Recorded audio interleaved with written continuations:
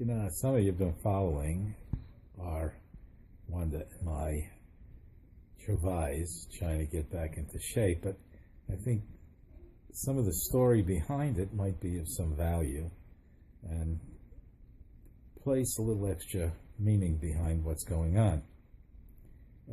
Wanda and I both were very accomplished athletes many years ago. She was a competitive bodybuilder.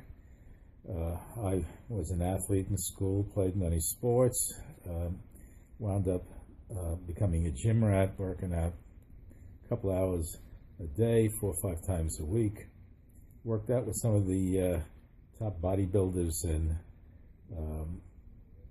the industry at the time that were in New York, and eventually became an ultramarathoner, and of some accomplishment, I ran from New York to Miami. All that being said, and I managed to stay in shape through most of the years. About 4 years ago, we undertook a project in Florida that had us working 12 to 14 hours a day. It was 95-degree heat and humidity in the building we worked in because the air conditioning was broken. There was a lot of acrimony and a great deal of stress, and I found myself in the Cleveland Clinic in Western Florida, taking a stress test.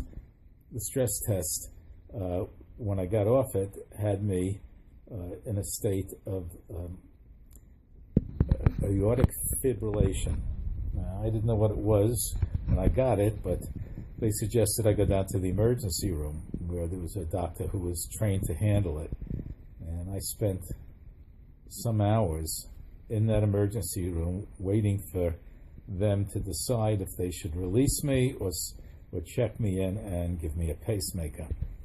This was quite a shock, and we've been living with it. Recently, my doctor put me on certain medications for my heart because I was feeling really lousy. And from that, I went downhill where I was less than functional. I would get up, and at some point, very early in the day, I'd be crashing, literally crashing. Felt like I just got done running a 440. I was, a few steps away from puking.